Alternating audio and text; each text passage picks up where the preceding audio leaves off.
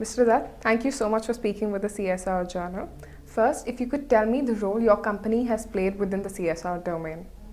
I will first take you back to 2005 when this company came together with the senior professionals in the organization, and they decided to start the CSR activity with the participation of everybody, not just the senior management, but every employee of the organization. That, by the way, included drivers, peons, directors, and managing directors of various businesses coming together in a common platform and doing something for the society, especially those who do not have voice, who cannot be heard, except for the larger, not-for-profit organizations and organizations which have access to resources. And that was the foundation of this initiative. What are the objectives behind the initiatives taken up? The conscious approach was to actually focus on education for underprivileged, deprived, poor. As you know, for example, in Mumbai, there are a lot of kids who live in slums in unhygienic conditions. And do something which will have a meaningful purpose and impact on their lives going forward. So it is, you can give food and you can give certain things, but what can we give which will have a huge impact on their lives going forward, and therefore they don't have to ask and borrow. They can actually self-sustain, stand on their own feet. So we give a lot of emphasis on education.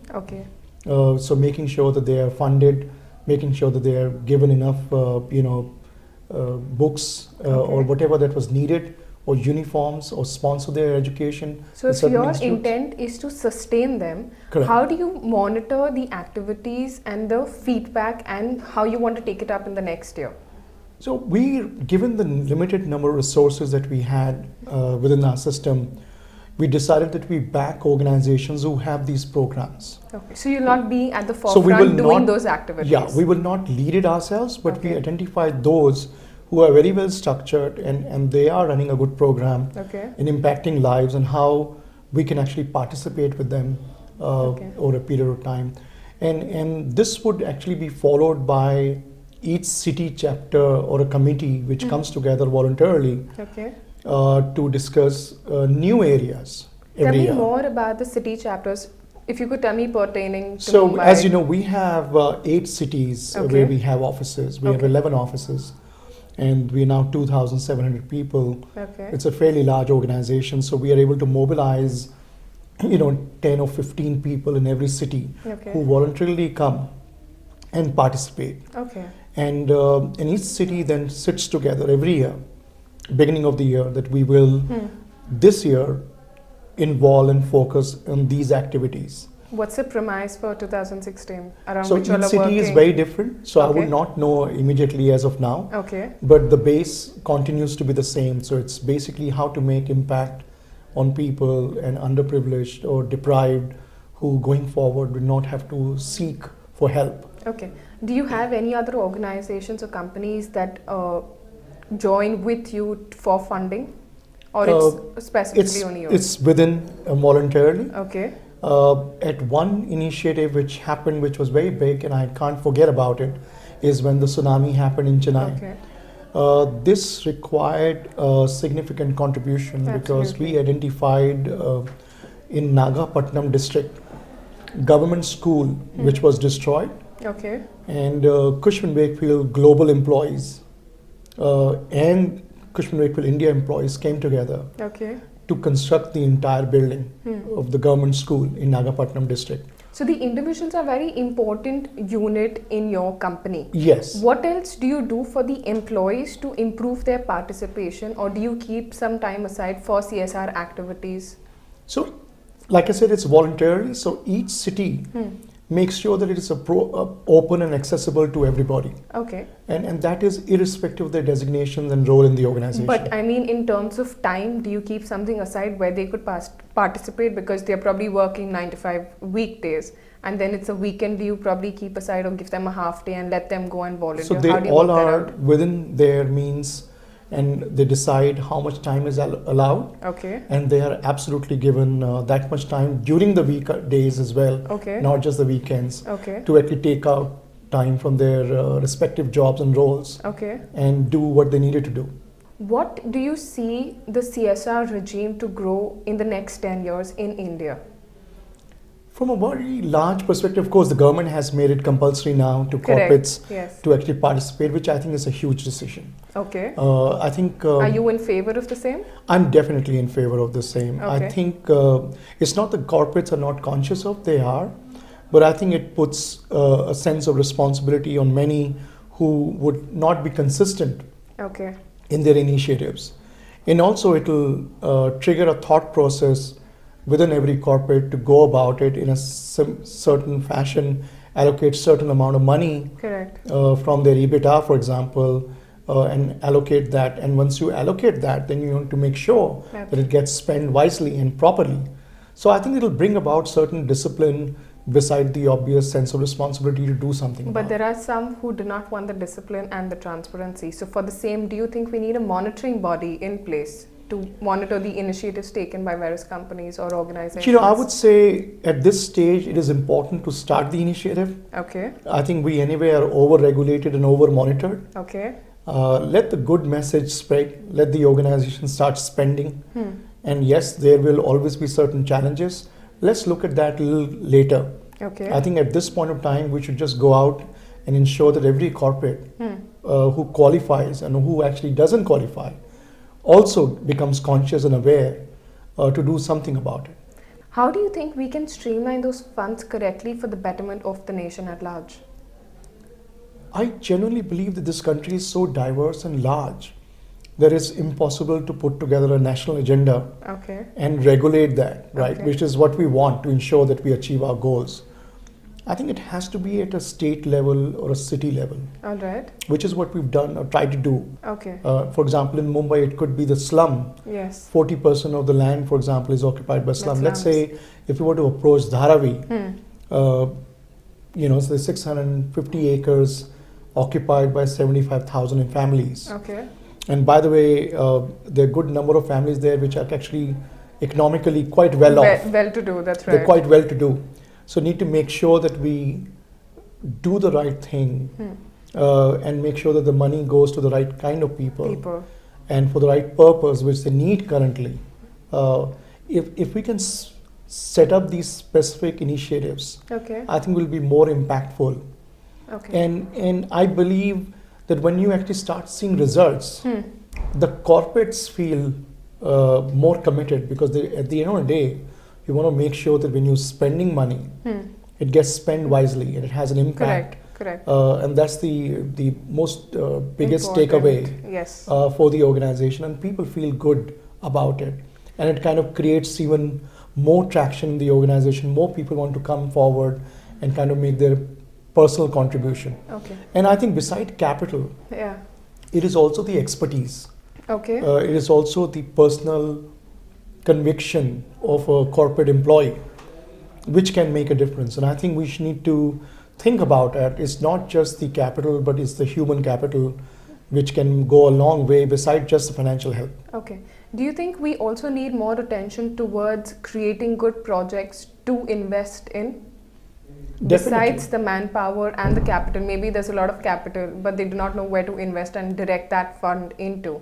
Definitely. So do you think we need more attention towards We creating need good more projects? attention to this. We also need to make sure that how can they be smart about their investment? How can we ensure if we need to procure certain things, for example, and there are certain organizations which provide such goods and services, Okay. and if we engage with them, then let's have your contribution in the form of your services, Okay. or indeed the goods that you're manufacturing, for example.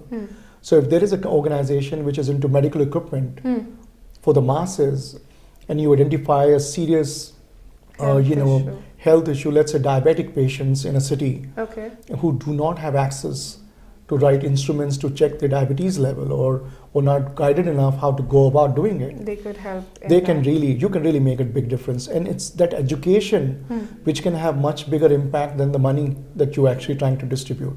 Okay. Okay.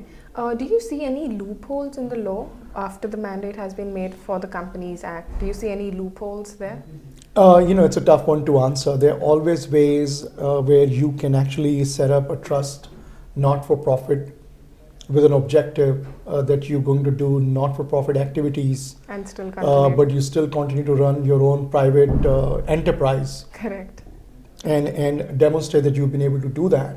I think government knows that, but that's why I was saying it's very important that it's not just the capital, but it's the overall purpose Okay. that you start promoting and engaging with people, that this is how you can make a difference. Okay. And I think we need to create role models, we need to create examples, case studies, and if we need to promote those to tell people that this is what a small individual or a small organization could do. And if the government is able to build around it and the message gets spread, there will be so much of pressure that corporates will have from employees to do the right thing that I think you can actually avoid misuse of capital Okay. by making them aware of their social objective And responsibility. and not correct. necessarily regulate in a manner which penalizes, which is another last resort that one Okay. can follow. Okay. But I think that may not help that much as the power of the employees in the corporate sector. Okay. So in the good work that you are doing and the agenda that you have for the new year, has the government in any way helped you to take that forward, or have they spoken with you? Have you got in touch, to make the impact reach on a larger scale? There are certain government bodies who from time to time they actually reach out, Okay. but we remain committed to the purpose for which that we have built, Okay. and which is focus on local issues, smaller organizations who do not have access to resources and do not have voice to be able to heard. So we constantly go to those micro locations, small organizations where we think we can make a big difference. So do you think in the bid to become big CSR spenders, we're losing out on the objectivity of sustainability at the very core of our initiatives? Yes, to some extent it is. Okay. But I think overall you will do good to the society. Okay. And no matter what limited number of initiatives or capital that we may have, Okay. is the sense of achievement, sense of doing something good. If that continues, supported by government, eventually it will spread. Do you think we should have had more than 2%, maybe 5 or maybe 6, Do you think 2% is just enough? I think 2% is a good start. Okay. I genuinely believe that once the government starts moving towards rationalizing the corporate tax, as you know, the finance minister has made out Correct. a 3-year program Yes. to rationalize the corporate tax. I think the government can consider increasing the expenditure Okay. linked to that rationalization, so they can actually increase by a percentage every year Okay. while they reduce the overall corporate structure. What are your expectations on a personal level from the CSR regime? What we want to achieve is basically make sure that we have a meaningful impact Okay. and create something which will not necessarily require a continuous flow of capital and just continuously feeding the poor. Okay. What we want to see is a long-term impact on people and their lives, Okay. so they can actually participate in the growth of this country. So what do you do on an individual level? I mean, after being at the senior position, what do you do? I mean, what is your CSR initiative you take on a personal level?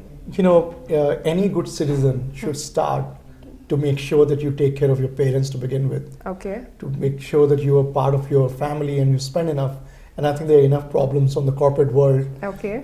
considering how demanding it is. Once you've done that, I think as a good citizen, you need to make sure that the people or the initiatives that you do, they serve fully. Okay. So one important thing for us is to motivate people in the Okay. organization Okay. to voluntarily come forward. So you speak with them, you And I think motivate that's the them. key. And give them a sense of achievement and therefore encourage them. And this also helps the organization, because the more that we have, the more impact that we create, the larger the contribution the organization can actually make. I'm not just referring to the 2% the corporate has to make. I'm talking about beside the 2% of every individual that needs to contribute. And I think So do you speak to your employees on an individual level and tell them the various initiatives you're taking up and to come and be a part of it? so. Do you speak The with most them? important thing is that we actually encourage and motivate them, Okay. and that's what I do Okay. consistently. Okay. We give them visibility within the system. We appreciate, and as I said earlier, because it's not limited to certain ranks and individuals, Correct. it gives those people who otherwise may not be that visible in the system Hmm. to be heard and to be seen. When they get that kind of recognition within the organization, I think it goes a long way. Okay. So we make sure we do that. Okay. Could you tell me very briefly what is CSR to you? CSR to me is actually to make sure that we make a contribution which has a significant impact on an individual or on an organization, which eventually helps the underprivileged or deprived. Okay. Okay. And whatever positive impact that could be.